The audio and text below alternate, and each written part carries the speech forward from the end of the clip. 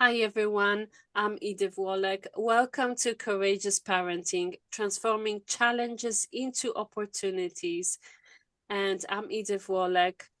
I am transformational trainer and coach. I am a Amazon best-selling author and mother of 3 clever, amazing children. I would love to tell you about our vision here. Our vision is to empower parents and children by building connection with love. And I have an amazing speaker, Marilyn Sanders. Welcome, Marilyn. Thank you. Welcome, Marilyn. I'm Filza Jabin, mother of 3 beautiful children, transformational teen, and parents leadership coach. So I'm going to talk about Marilyn today, a little bit, letting you all know about Marilyn. Dr. Marilyn Sanders is a board-certified pediatrician and neonatologist who cares for critically ill babies, infants, and their families at the Connecticut Children's Medical Center Newborn Intensive Care Unit in Howard City. Her scholarly focus in the impact of the autonomic nervous system and sense of safety, danger, or life threat on our emotions and behavior. She lectures throughout the United States and Europe. Dr. Sanders has authored papers and books chapters on trauma-informed care for young infants, children, and their families in the hospital settings. So tell us more about it, Marilyn. Well, there must be something about this conversation today that things go in threes, because I'm also the parent of 3 children, actually 3 adult children now, one of whom has given me a grandchild, my grandson Adam, who's 2.5. So things go in threes. And it's very interesting when we think about the unconscious or autonomic nervous system that there are also 3 states, that the unconscious states that the autonomic nervous system recognizes. It recognizes when we feel safe and calm. It recognizes when we feel in danger. And it also recognizes when we feel like our very lives are threatened. And this all happens at an unthinking, unknowing level, very, very deep in the brain. Depending upon whether our unconscious nervous system senses that we are safe, whether we are in danger, or whether our very lives are at stake, we will generate a different set of feelings and emotions, and those feelings and emotions will drive our behaviors. All of these 3 separate states are important to our survival. There's no such thing as a better state or a worse state. What we have to recognize is that we hope that we all feel safe and calm the majority of our lives, but there are situations in which that's not appropriate. There are situations in which we are in bodily danger. And when we are in bodily danger, fortunately, our nervous system gives us ways of responding to that so that we can, for the large part, take ourselves out of those situations.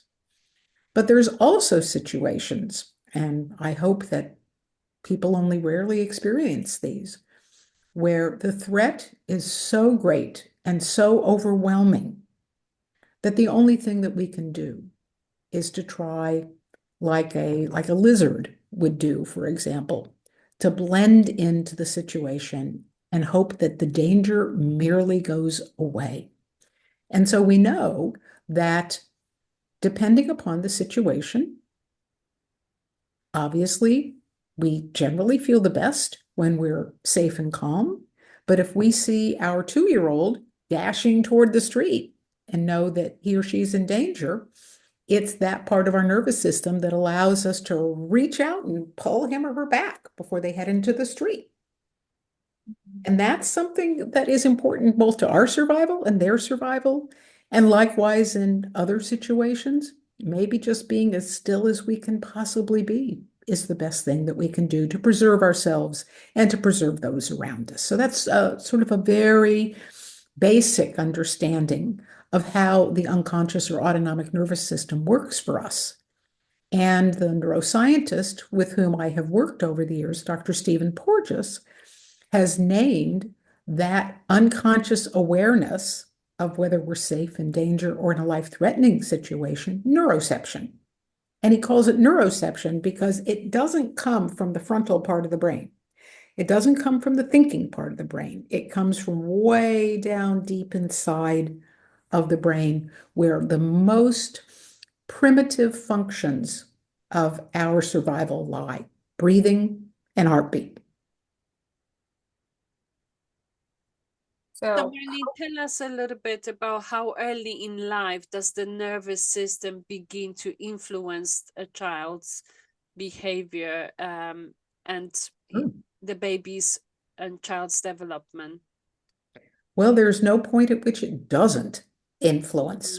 In fact, there's even a good deal of research supporting that during fetal life. Once again, not in a way of conscious recognition, of course, because the fetus is not a conscious being, but that part of the nervous system will give clues to people who are monitoring the baby. So, for example, presumably both of you in your pregnancies got prenatal care. And during your prenatal care and then during your labors and delivery, I'm assuming you both had people monitoring. And you had monitors on your, both nodding, of course, as did I. You had monitors on your belly. And those monitors were picking up the heart rate from your fetus and aspects of the heart rate, both how high or low it was and how it looked when you were having a contraction, gave information to the people who were attending your delivery as to whether the fetus was doing well. Then, of course, a baby is born. Typically, in a healthy delivery, comes from the womb to mother's chest. And mother and baby begin a nonverbal, unconscious type of communication between the two of them. And in a healthy delivery, the baby comes out, goes to the mother's chest, and actually crawls toward the mother's breast, latches on, and begins suckling. And that mother and that baby are actually having a co-regulation going back and forth between the two of them. It's not just the mother regulating the baby, it's also the baby regulating the mother as well. Even in the intensive care unit, where babies are very, very sick often, we see aspects of that co-regulation between babies and mothers or non-birthing partners. So I would just have to say, from the womb to the grave, the autonomic nervous system is working. wow. So, how can parents tune into their baby's nervous system to better understand their needs? Sure. Be curious. Be curious at all times. So mothers, and I will say mothers often simply because the most research is done with mothers. So mothers typically learn very early how to read their babies. And they learn very early what a certain kind of cry means, for example. The way the baby moves arms and legs, what those mean. So the earliest form of communication that a baby has is behavior. So we know when our babies are settled. We know when our babies are upset. We sense often when our babies need to be cuddled and calmed. And we sense also as they get older when they need to be able to break free and run around the playground, knowing, of course, that you are watching them out of the side of your eye.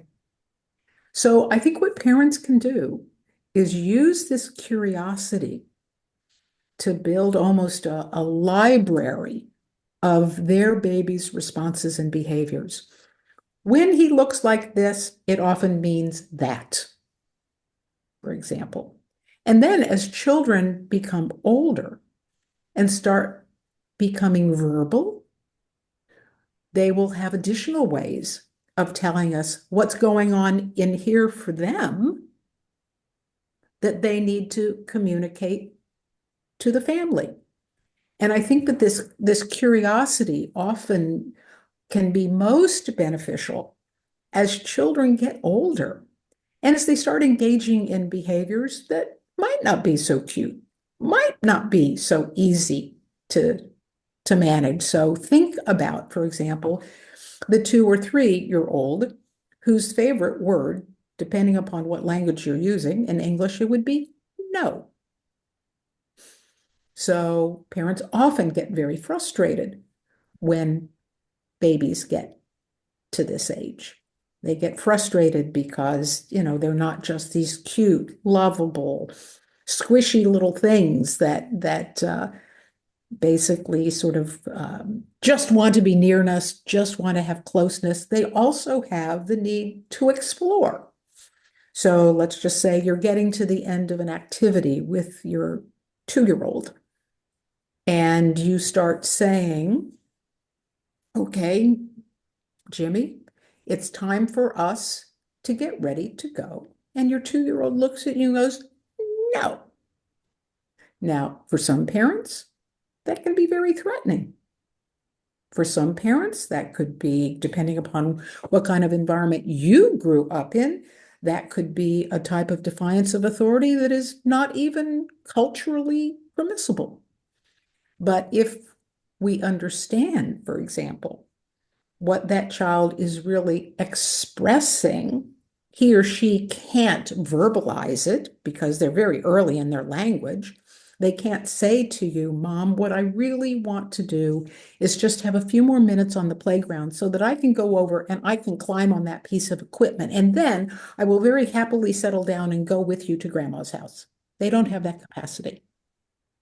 They don't. So they use the language they have to express a whole world of thoughts. And if we as parents can recognize that, recognize the need, for example, to seek novelty, recognize that this is not a form of defiance, really, but a result of their curiosity, their seeking types of behaviors, not fall into the trap of thinking that it's something that needs to be disciplined, but open ourselves up to the child's curiosity and feel secure enough in our own parenting to say, we're good, we're fine, that's okay. It can make a huge difference. And likewise in the classroom, for example. Sometimes when a child in a classroom is getting unruly or high energy, what he or she really needs is just a few minutes of quiet. And unfortunately, in classrooms, we often default to punitive types of measures rather than recognizing that what Johnny really needs, or Jane really needs, or Maria really needs is to go sit quietly with somebody, perhaps in another area of the room, but they don't have words for that. They can't express that. So their behavior expresses it. So do you think that neurodivergent kids' autonomic nervous system is different from neurotypical kids' nervous system? Is it responding differently? That's a great question. I think the thresholds are different. So for children who are neurodivergent, it is probably more difficult for them to feel safe and calm. And we know, at least when we're talking about neurodivergency, for example, in children who are on the autism spectrum, it can be easier for those children, for example, to feel safe and calm with an animal than it might be with a person. So that threshold is different. I think their threshold to feel as if they are in danger, because let's just say it's a slightly older child, a child who is verbal, who's maybe in what we would call middle school in the United States, 10, 11 years of age, Children are starting to be more social in their behaviors. And for this particular child who's sitting there watching the conversation go back and forth and back and forth and back and forth very quickly in age appropriate peers, the way that he or she might deal with that, once again, is behaving in a way that seems as if it is more disruptive or unruly because their threshold has been exceeded. And likewise, for those children who, for example, if you have a child who might have been in an abusive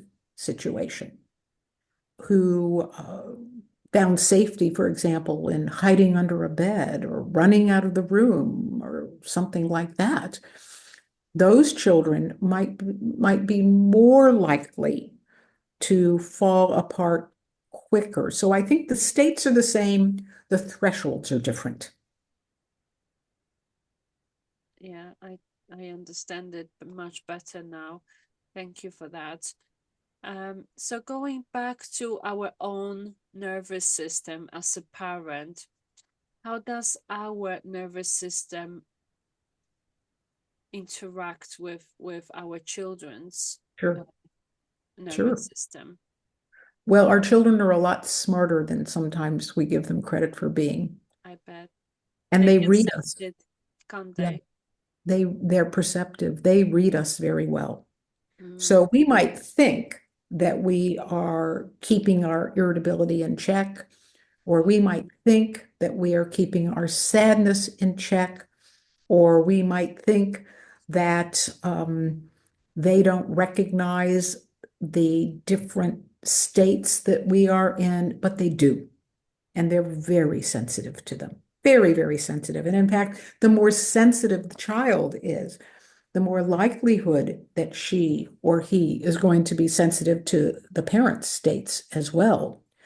So I think that there are several different levels in which we have to think about this. One is being self-aware enough to know when our own neuroception is saying to us, something's awry, something's just not quite right, I'm not myself today. And having the capacity as adults to say to ourselves, I'm in this state. It's a temporary state. It's not a permanent state.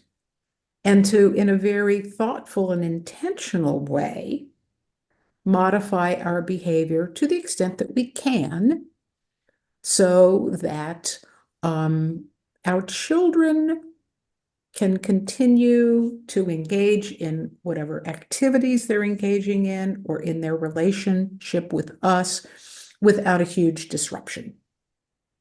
If you look at, for children who have had trauma, if you look at children who have experienced trauma, one of the key descriptors of the type of trauma that they have experienced is less physical or sexual trauma than it is caregivers who have their own challenges, whether it be substance use, whether it be depression, whether it be cognitive impairment. And so as parents, being able to have both physical proximity to our children and emotional proximity to our children is really important. You can be in the room and be absolutely absent emotionally, and that's not helpful. Yes. So can you tell us, are there specific ways that parents can help regulate their baby's nervous system during the moment of distress or, hard moment? Sure. And these are highly individual. And this is one of the things, of course, that parents learn as they get to know their kids. So there are some children, when they are distressed, for example, who like to be cuddled, who like to be held tight, who like to be talked to softly. And I would say probably that is the largest group of children.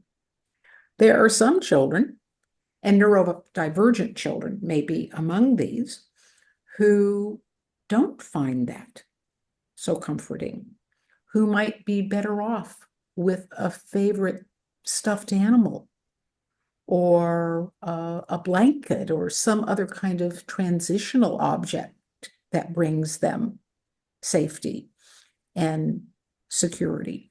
So understanding how your child betrays or portrays, I should say, certain kinds of states. And once again, keeping that library in your mind of things that have worked with them and things that haven't.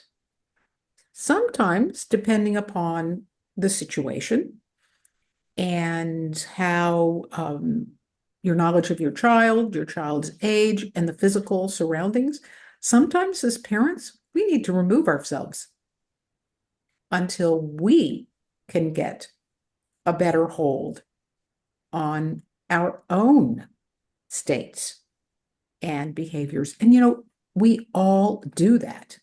We all do that. Even those among us who try to be the most conscientious of parents, try to be the most sensitive of parents, will occasionally find a time when we just have to take ourselves out of the room. Depending upon the age of the child, if it's an adolescent, you may just have to say, I need to take a break. I need to go, get a cup of tea, sit by myself, gather myself, and we'll continue this conversation.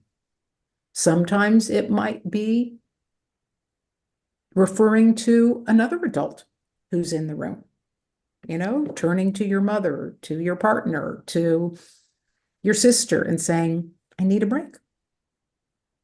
Can you watch X, Y, or Z? Sometimes it's simply putting our children in a safe place, like their crib, if they can't climb out of it, and leaving the room for a few minutes.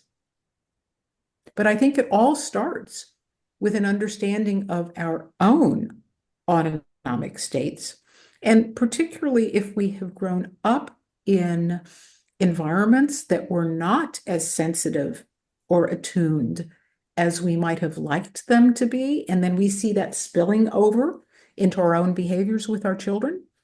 It can be a matter of either the self-knowledge, self-awareness, and say, okay, this is not me with my fill in the blank, mother, father, whomever it was with whom we may have had a distressing relationship, or, getting professional help.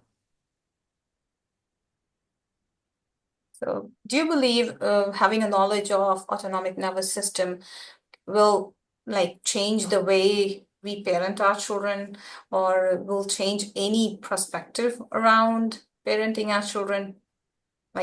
Core knowledge of autonomic nervous system, is it mandatory for just for neurodivergent kids parents, or for the normal parents also to know about it? I think it helps everyone. And it doesn't help just in parenting. It helps in the workplace. It helps in the schoolroom. It helps if you are in, social welfare, if you're in a hospital, life is about working with other people. And if we can get to the point, both with our children and with others around us, of not casting blame and understanding that behavior, which at first may seem irrational, actually does have a kind of maladaptive rationale behind it. And then suddenly we are less angry, we are less judgmental, and we are able to recognize that someone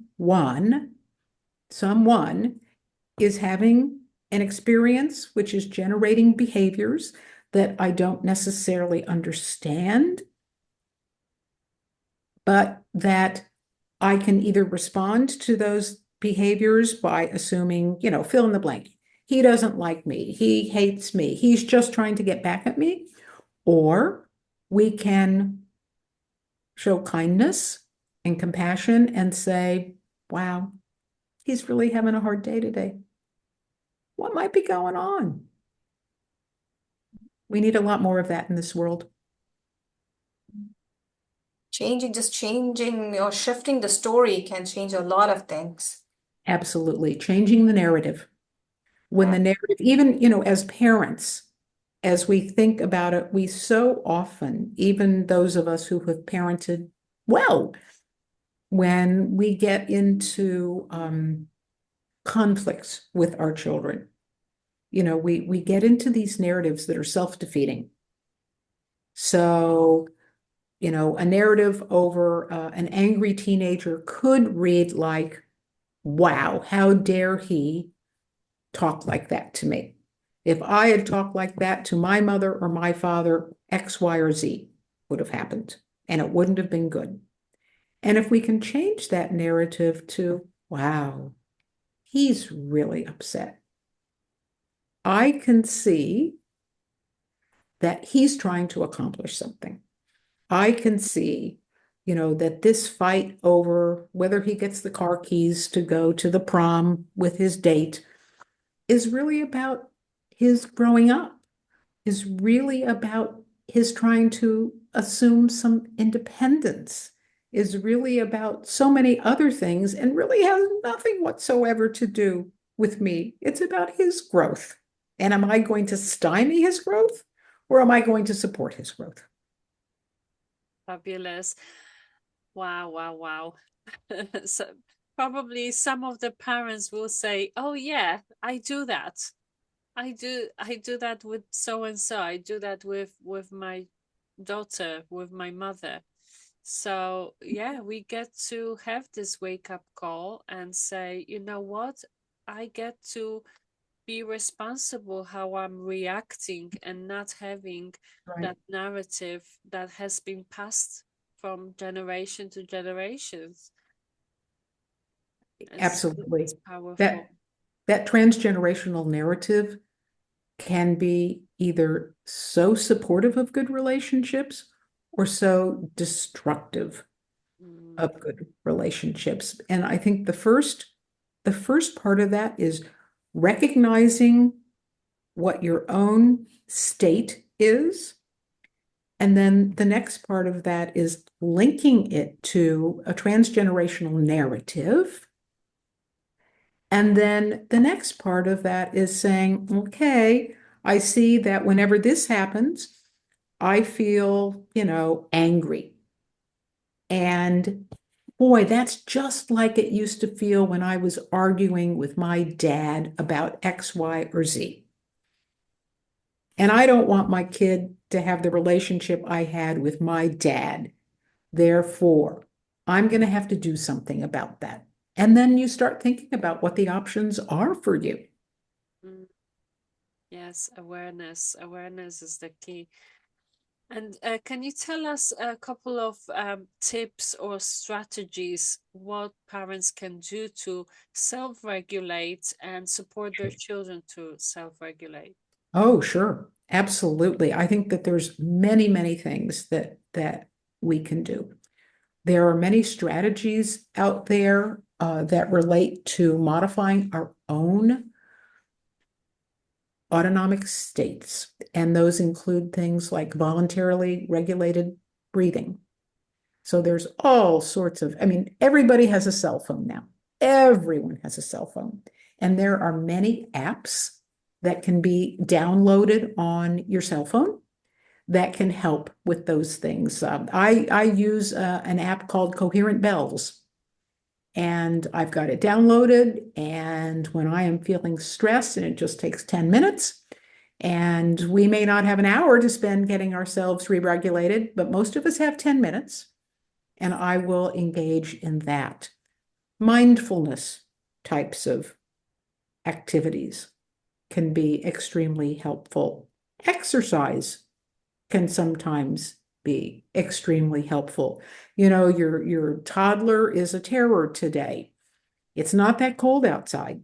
Bundle him up, put him in a stroller, go for a walk. It will be good for both of you. Engaging in activities that you find personally calming. For me, baking, cooking are things that are restorative. How about a shower?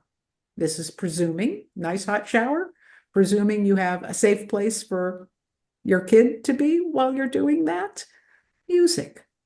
There are certain kinds of music, there are certain albums, and everybody has a cell phone and everybody has earphones now, right? Right.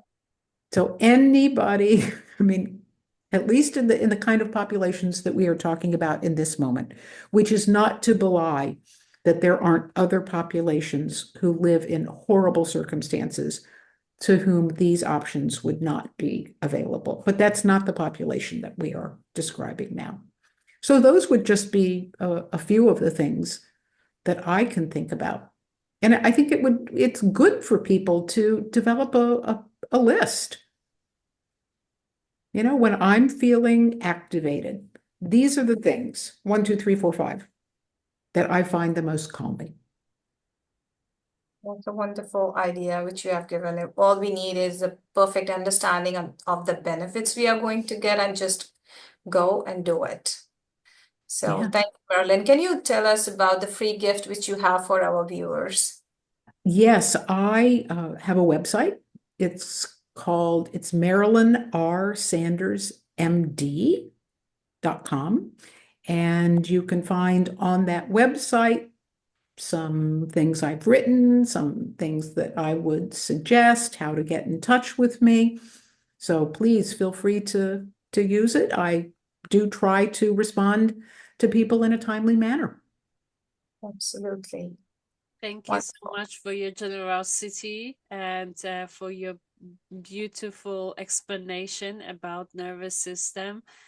And your presence is priceless. Thank you so much for this. You're very welcome. It's been a pleasure. Yes, you. thank you for being here with us. And I'm sure the viewers are going to get a lot of benefit out of this interview and will definitely be reaching out to you. Thank you, Very Marilyn. good. You are welcome.